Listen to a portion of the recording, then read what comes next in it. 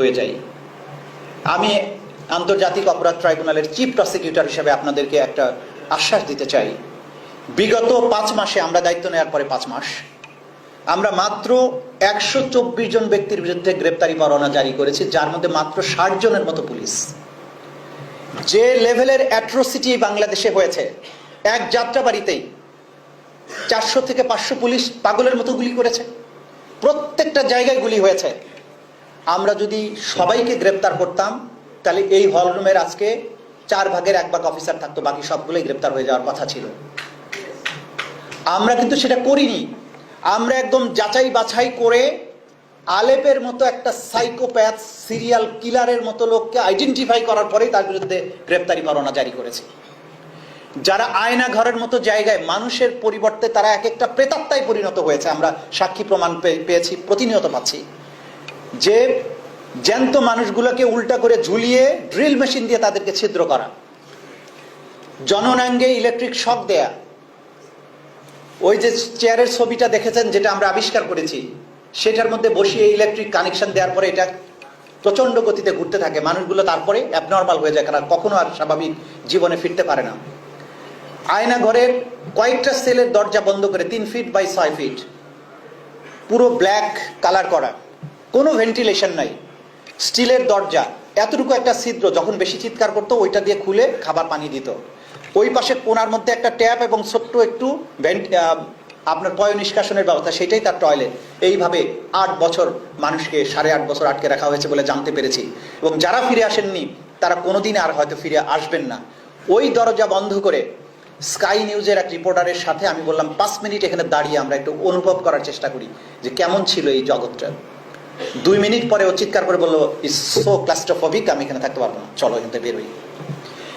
এইভাবে একটি স্বাধীন রাষ্ট্র, সেই রাষ্ট্রকে যেসব দৈত্য দানবেরা আমাদের সন্তানদেরকে বছরের পর বছর সেভাবে আয়না ঘরে আটকে রেখেছে, তাদের কি বিচার হওয়া উচিত নয়? আমাদের সর্বশক্তি দিয়ে তাদের বিচার করতে হবে, কিন্তু সেই বিচার করতে গিয়ে কোনো নির্দোষ অফিসারকে আমরা হয়রানি করছি না, করব না ইনশাআল্লাহ। কিন্তু যারা অপরাধ করেছে তাদেরকে আইনের হাতে সোপর্দ করুন। কোনো অবিচার করা হবে না, কিন্তু কোনো অপরাধীকেও ছাড় দেওয়া হবে না, যত শক্তিশালী হোক, সে যত বড় জেনারেল হোক, যত বড় আইজিপি হোক, যত বড় মন্ত্রী হোক, প্রধানমন্ত্রী হোক। ইনশাআল্লাহ আমরা নিখুঁত প্রক্রিয়ার মাধ্যমে প্রত্যেকের আসল পাওনাটা বুঝিয়ে দেওয়ার চেষ্টা করবো ইনশাআল্লাহ।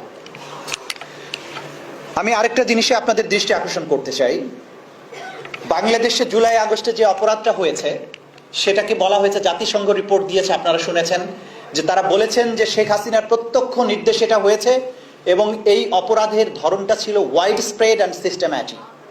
মানবতা বিরোধী অপরাধ যখন হয়, বিচ্ছিন্নভাবে যশোরে যেভাবে গুলি হয়েছে, যাত্রাবাড়িতে যেভাবে গুলি হয়েছে, ঠাকুরগাঁওয়ে সেই একই পদ্ধতিতে হয়েছে, এই একই যে প্যাটার্ন, এইটা কখন হয়? যখন রাষ্ট্রের প্রধান ব্যক্তির থেকে নির্দেশ আছে। সব জায়গায় লিথাল ওয়েপন ব্যবহার হয়েছে, অ্যাবডাকশন হয়েছে, কনফাইনমেন্ট হয়েছে, টর্চার করা হয়েছে, লাশ দাফন করতে বাধা দেওয়া হয়েছে, চিকিৎসা নিতে বাধা দেওয়া হয়েছে, পোস্টমর্টম করতে দেওয়া হয়নি, পারিবারিক গোরস্থানে দাফন করতে দেওয়া হয়নি। এই যে অ্যাট্রোসিটি যতগুলো হিটলার করেছিল, তার প্রত্যেকটি শেখ হাসিনার গভর্নমেন্ট করেছে।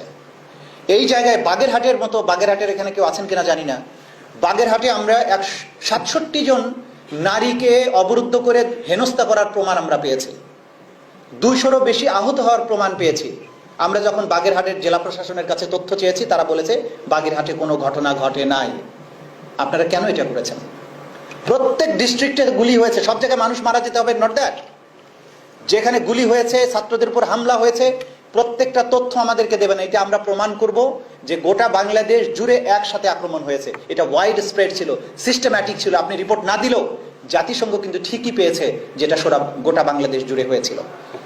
যারা আজকের প্রজাতন্ত্রের কর্মচারী, বাংলাদেশ প্রজাতন্ত্রের নামও চেঞ্জ হয়ে যাচ্ছে, আর প্রজাতন্ত্র থাকবে না, জনতন্ত্র হবে, আমরা আর প্রজা না। সেই বাংলাদেশে জনগণের সার্ভেন্ট অফ দ্য রিপাবলিক হয়ে আপনি যদি সঠিক তথ্য না দেন, আমাদেরকে বিচার কাজে সাহায্য না করেন, আপনাকে কিন্তু আমরা রাষ্ট্রের বন্ধু বিবেচনা করতে পারবো না। আমরা অনুরোধ করব, আন্তর্জাতিক অপরাধ ট্রাইব্যুনাল কথা আমাকে বেশি বলতে হচ্ছে কারণ এটা আমার সাথে রিলেটেড। সারা বাংলাদেশ জুড়ে আমাদের তদন্ত সংস্থার মাত্র 25 জন তদন্তকারী, আমরা 14 জন প্রসিকিউটর। এ দিয়ে 56,000 বর্গ মাইলে সংগঠিত অপরাধের বিচার করতে যাচ্ছি আমরা। সেক্ষেত্রে সবার বিচার আমরা করব না, নিচের লেভেলের পর্যন্ত না, আমরা শুধু বিগ ফিশ নিয়ে কাজ করছি, আপনাদের মাথায় রাখতে হবে। টপ কমান্ডার যার কারণে এটা ঘটেছে, অপরাধের উৎস যেটা, সেটা আমরা চিরদিনের জন্য বন্ধ করতে চাই এবং সেটা আমরা করব। সে কারণে আমাদের তদন্ত সংস্থা, আমাদের প্রসিকিউটররা বাংলাদেশের বিভিন্ন জায়গায় যাচ্ছেন। প্রশাসনের এখানে যারা উপস্থিত আছেন সবার কাছে বিনীত অনুরোধ, আমাদের প্রত্যেককে যথাযথ সহযোগিতা দিয়ে সাহায্য করবেন। যেখানে সিসিটিভি ফুটেজ আছে সেটা দেবেন, কোনো মামলা হয়ে থাকলে তথ্য দেবেন, আহত থাকলে তথ্য দেবেন, শহীদ হয়ে থাকলে তথ্য দেবেন। রাষ্ট্রের অর্গানগুলো, অনেক অর্গানই আমাদের সাথে নানানভাবে অসহযোগিতা করার চেষ্টা করেছে, কিন্তু আমরা ক্রমান্বয়ে কিন্তু সেগুলোর উপরে আমাদের নিয়ন্ত্রণ প্রতিষ্ঠা করছি। কারণ যে রাষ্ট্রে শহীদেরা রক্ত দিয়ে স্বাধীন করেছে, কতিপয় আমলা অথবা কতিপয় অফিসার বা কতিপয় ব্যক্তির কারণে রাষ্ট্র কারো কাছে জিম্মি হতে পারে না, এটা আমরা হতে দেব না ইনশাআল্লাহ। আপনারা বহুদূর থেকে, নানান জায়গা থেকে এসেছেন, আমাদের বিজ্ঞ অতিথিবৃন্দ কথাবার্তা বলেছেন। আমরা আশা করব যে, আমি বারবারই বলছি, প্রোঅ্যাক্টিভ হয়ে এই দেশটাকে আমরা আমাদের কাঙ্ক্ষিত জায়গায় পৌঁছে দিতে চাই। কখনো বাংলাদেশের আর স্বৈর শাসনের জন্ম না হোক, বাংলাদেশে কখনো কোনো স্বৈর শাসক তার জনগণের উপরে, তার সন্তানদের উপরে গুলি চালানোর দুঃসাহস না দেখাক, বাংলাদেশে কখনো আয়না ঘরের কৃষ্ণ অন্ধকার আবারও ফিরে না আসুক, এমন একটি বাংলাদেশের জন্য আপনারা হচ্ছেন ফোর ফ্রন্টের সৈনিক। আসুন সবাই মিলে বাংলাদেশকে ভালোবাসি এবং এই বাংলাদেশকে একটা আলোকিত উজ্জ্বল ভবিষ্যতের দিকে নিয়ে যাই।